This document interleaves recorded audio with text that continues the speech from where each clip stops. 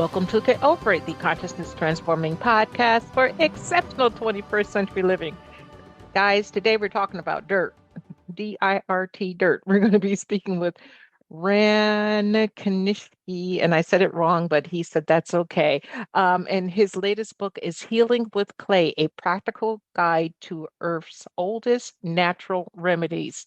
So if you're into alternative healing, which I know you guys are because you listen here, this is a very interesting book and very interesting topic, and we're going to let Ran run with all the information in a moment to share with us. Now, the information shared on Get Over It uses intuitive and pragmatic insight to help you shift your consciousness to break through the blocks and release energy that is no longer needed. Yes, we're going to help you let go of the BS that is holding you back. But you guys know I always ask, are you truly ready to? And by the way, folks, BS is belief system. A bit about me for my new listeners: intuitive since birth. I'm a third generation intuitive with over 3 decades of experience supporting people to break through the blocks along their path. I'm a strategist for personal and professional transformation, revealing cutting edge information that enables you to prosper and thrive. I spent 25 successful years in corporate America as an executive sales professional, and I'm the founder of Healing Visions Ministries and the Northern California Children's Education Network, a 501c3 nonprofit. I provide consultations and healings in all areas of life that heal the mind, body, spirit connection, allowing you to live your very best life. My clients say that I keep it real while providing them with accurate information to assist them along their journey as a spirit living a human existence. But they also say, if you really don't want to know, don't ask Monique. My background includes a doctorate in metaphysics, Reiki master teacher, ordained minister, and clinical hypnotherapist. So whether you are stressed, depressed, or possessed, I can help. To find out more about me and the services I offer, go to my website, that's moniquechapman.com, and I invite you to like me on Facebook and LinkedIn. And folks, I'm going to be appearing at the Wisdom of Reiki conference at the Omega Institute in New York from September 3rd to the 25th. If you're in the area and you're a Reiki practitioner, come on by. It's going to be a great immersion into Reiki for the weekend. William Rand's going to be there. Raven Keys, Michelle Denis, myself. There's going to be others too. So come on in. You got some heavy hitters with Reiki. Now, my guest today, Ran Knishinsky, eats clay on a daily basis. When he's not eating dirt, he is the author of 4 books published in 5 languages.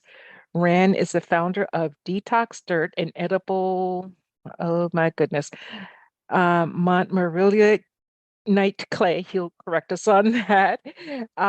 Ran has been over 15 years in the naturopathic and allopathic medicine industries. He first owned a homeopathic dispensary and health store, and then later he worked in the hospital, medical device, and pharmaceutical sectors as a management consultant and market executive.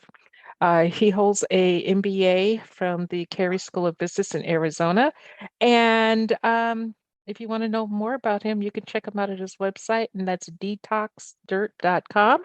Again, the website is detoxdirt.com, and the book is Healing with Clay, a practical guide to Earth's oldest natural remedy.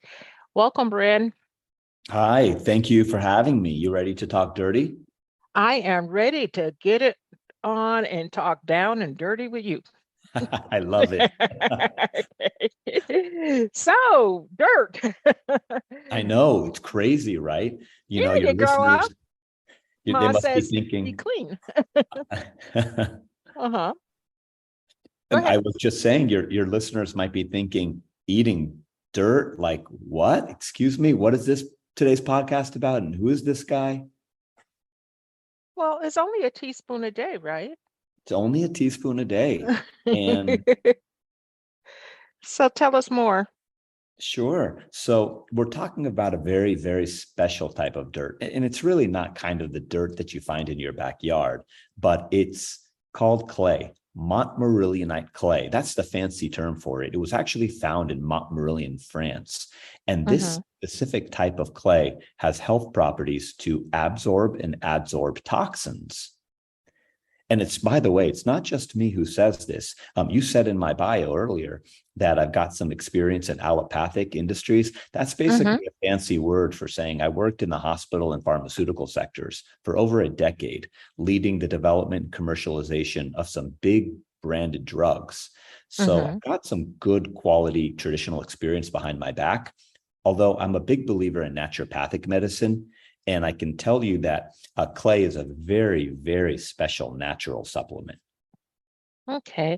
Well, I know that women and probably some men will utilize clay as a mask on their face if they have impurities or something that they want to, extract. But tell us about how internalizing clay can help us. Sure. You're absolutely right. People have used for a very long time, way as far back as Cleopatra, using masks to go ahead and clay masks to draw the impurities in the skin. And it sort of works similar in the body, actually drawing the impurities inside the GI tract and then holding on to those and expelling them with the feces. I got turned on to clay when I was diagnosed many years ago with something called a ganglion cyst. Are you familiar with that?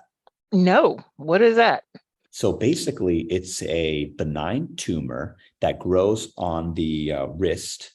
And this little tumor started off as the size of a pea, and then it grew to the size of a grape tomato. And it was pretty gross and pretty unsightly. And so I went to a doctor, a traditional MD, and the doctor looked at me and said, that's called a ganglion cyst. And we think it happens due to shock or trauma to the wrist. But Monique, somehow that answer really didn't seem to fit right with me because I didn't remember having any real shock or trauma to that area. So of course I asked the doctor, well, what can I do about it? And the doctor said, well, you've got two choices. One, we can do surgery. And two, in the old days, this was called a Bible cyst because they would take out a big Bible and they would smash the cyst. Oh, good. Yeah. And in doing so, they would break a few of the bones. So, Mr. Knishinsky, which one would you like to do? None of the above. None of the above. So I'm like, you're totally right. None of the above. I went to a naturopathic doctor. It was actually my first visit to a naturopath, which is a doctor who deals with natural remedies. Here in Arizona, where I live, naturopathic doctors do have the right to prescribe traditional allopathic drugs, by the way. The doctor looked at that ganglion cyst and said, well, in our view, it's due to the accumulation of toxins which have built up in the joint and tendon area. We have a very different view of this malady, and we suggest you eating clay. And he took out this jar of dirt and he put it on the table. And I looked at him wide-eyed and I couldn't believe what he was telling me. And I said, you want me to eat dirt? He said, well, not just any type of dirt, clay. And I'm like, what? You want me to eat it? Like put it in my mouth? It just sounds so gross and disgusting to me. He said, not at all. He said, there's years and years of evidence to suggest that clay is a natural supplement which detoxifies the body. And at that time, there were articles already published in the Journal of Clinical Nutrition, in the American Journal of Medicine, and a few other mass magazines, including Scientific American, mass consumed, Scientific American, National Geographic, documenting clay being utilized. So I said, okay, I guess I'm open to it. How do I do this? He goes, 1 teaspoon a day in water, drink it, and that's it. Take you less than a minute. So I started doing that, Monique. But how did it taste? It had no taste. The clay that I tried had no taste and had no odor. The only thing about it is that if you didn't stir fast, it was just a little bit gritty. So you needed to stir quick and down the hatch. So the sediment doesn't fall to the bottom. Okay. So I started doing it, and 2 months later, it disappeared completely. No surgery, no Bible on the hand. It just disappeared. I went back to my original doctor. I showed him, and he said, that's great. He said, I'm glad that the alternative method worked for you. And ever since that point in time, I've been doing clay practically every single day of my life. And that's over 30 years ago, Monique. Mm, okay, so I want to ask a question. If it's too personal, you can say you declined the answer, it's fine. So you've been doing that over 30 years ago. Do you have any of the major diseases that are out and about now? I don't. And it's okay to ask personal questions like that. I feel very blessed, and I'm on no pharmaceutical drugs. Mm-hmm. The only thing I do are natural supplements, and I have no other maladies, no maladies at all. Wow, that's wonderful. I And I want, credit, oh, and I'm sorry, Monique, no, go ahead. but I truly, truly credit my health with the clay, because Mm-hmm. while I might skip a day of my vitamins or my herbs or my mushrooms or whatever else I have in my medicine cabinet, so to speak, I will Mm-hmm. almost never, ever, ever skip a day of doing Montmorillionite clay. Okay, so where do you find this clay? Well, I currently retail the clay because Mm-hmm.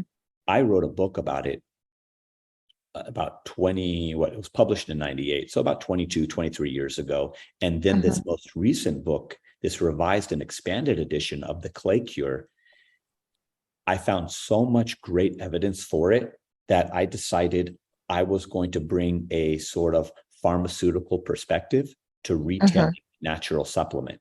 So the clay which I retail is actually a clay that has been independently tested in double-blind, randomized, placebo-controlled trials, which is really the holy grail of any sort of validation for a specific type of medicine.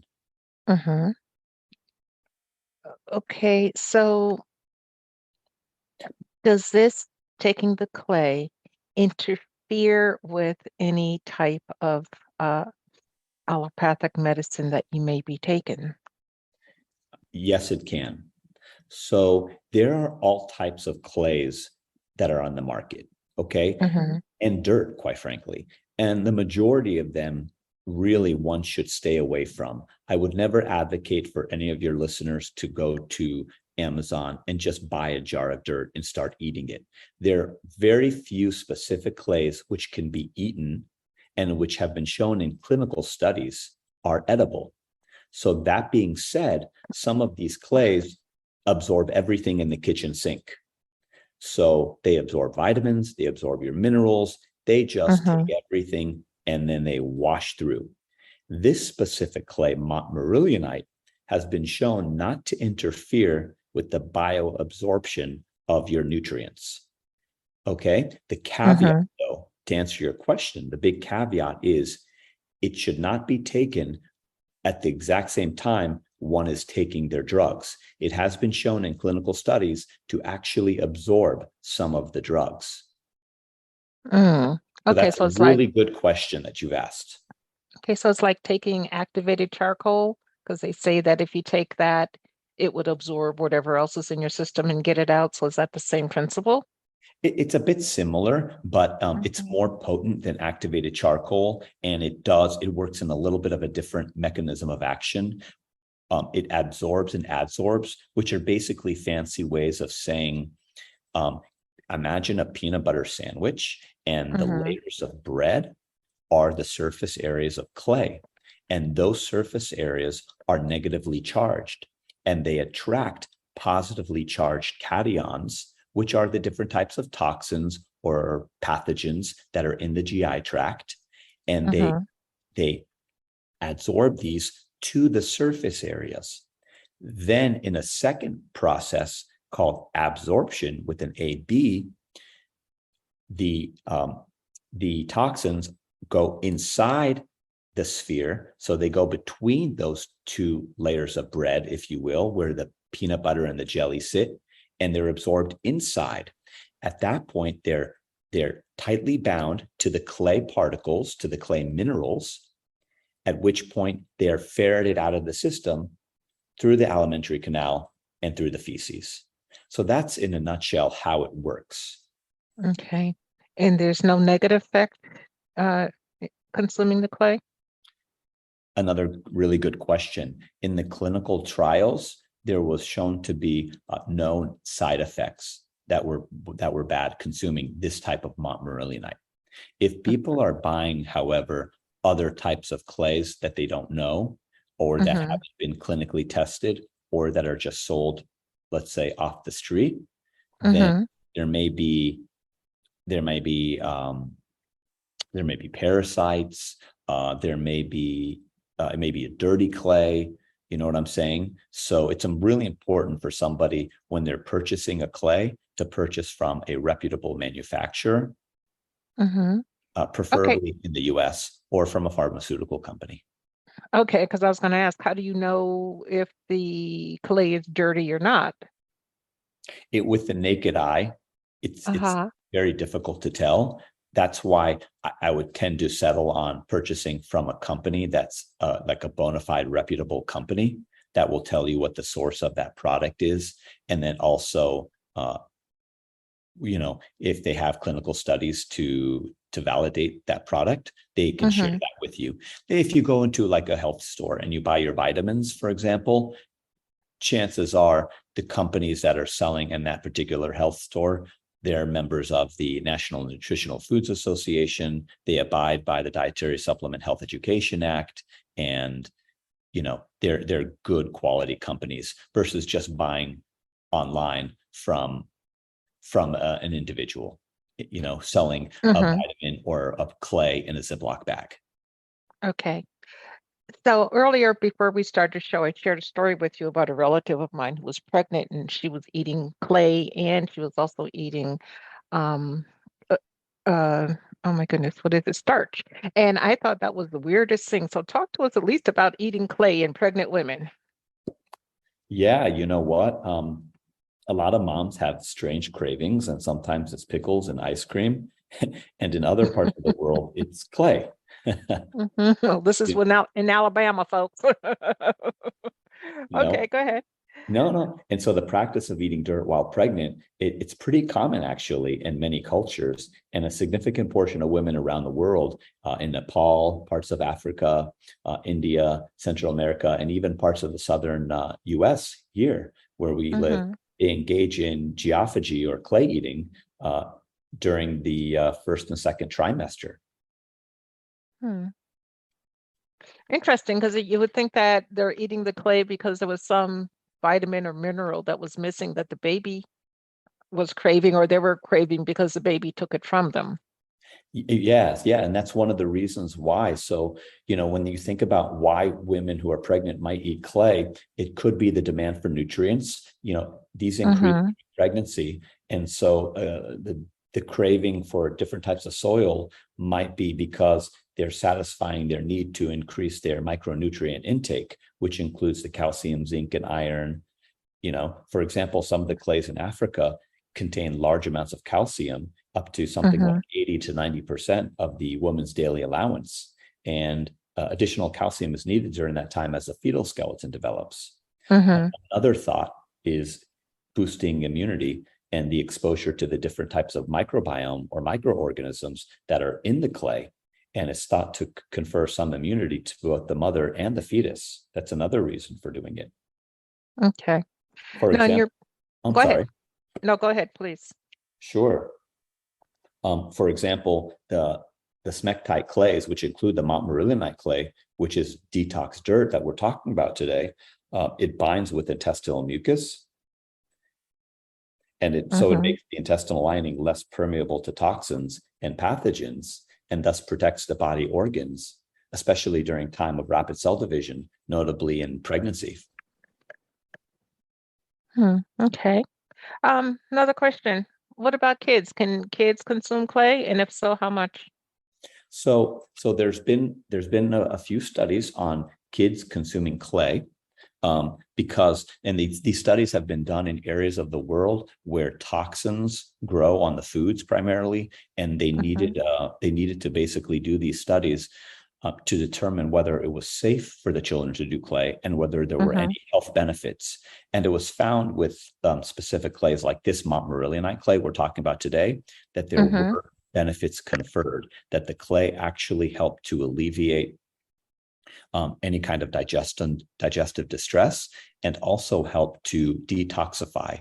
And by the way, when you measure whether a clay can detoxify or not, you can do that through blood and urinary markers. So you're basically taking the blood of the person and you're measuring the urine to determine that the toxins are leaving the body. But in general, I would never recommend a child start clay unless they first confer with their pediatrician. So if Johnny's out playing in the mud and he makes a mud pie, he shouldn't eat it? Well, that's up to Johnny and the mom. But what I'm saying is, that's pretty natural that kids want to consume dirt. And we, by the way, as adults, we consume dirt every day and really don't even realize it. We consume the earth for sure. And I can talk a little bit about that.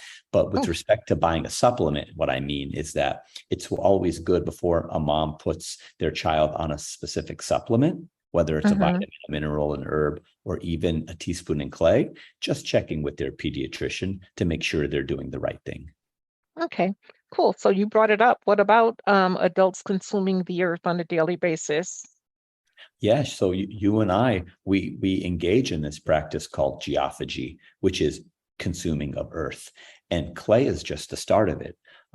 So let's talk about calcium. Calcium is a rock, it's a mineral. And we consume calcium every day and we don't think about it. When you go to the refrigerated aisle at your grocery store and you buy some of the orange juice with added calcium, you're eating rocks right there. If you're sitting with your family at the dinner table and you say, pass the salt, think about that. Salt is really earth. It's simply rocks that have been ground up, and they happen to taste really good, by the way, whether that's Himalayan salt or whether that's salt that comes from the sea, it all comes from the earth. Interesting how our language guides us into different avenues, and you don't think like you just said, magnesium, calcium, whatever, you don't think of it as dirt, but when it comes back to basics, it's kind of like ashes to ash, dirt to dirt. Everything is coming from the soil. In your book, you have some interesting ways to consume clay. Could you tell us about the pile driver? So I take clay, by the way. I just take 1 teaspoon in water and I stir. But some people want to be a little bit more creative with their mixes. So they'll actually put clay in prune juice, I kid you not. And that's what's called the pile driver. It's a little bit of bartending humor for clay. Oh, yeah, I guess it works. And what about clay balls? What others will do is they'll actually create tiny little balls of clay, and then they'll add a mint, or they'll add a little bit of essential oil that's edible, and they'll let that clay ball dissolve in their mouth. It's just a different way of administering the clay in case somebody is a little bit squeamish or gets tired of adding the clay to their water or to their drink. Okay. And the last one I want to ask you about is the Muddy Mary. Oh, Why God. why the tomato juice? What, everything you've said so far is mixing the clay with water. What's in the tomato juice that's going to enhance us utilizing the clay? Tomato juice is just really one of my favorites, and people like tomato juice. There are health benefits to tomatoes, which include the lycopene, et cetera. But it doesn't have to be tomato juice. It can be really any kind of liquid. Clay is agnostic. As long as somebody is drinking lots and lots of water, clay will work effectively. But it's really important that somebody makes sure that they're drinking water for the clay to do its job. Okay, so what do you mean lots and lots of water? Because there's a standard, 64 ounces a day, and most people don't drink that. And if you're consuming the clay, could you get bound up inside?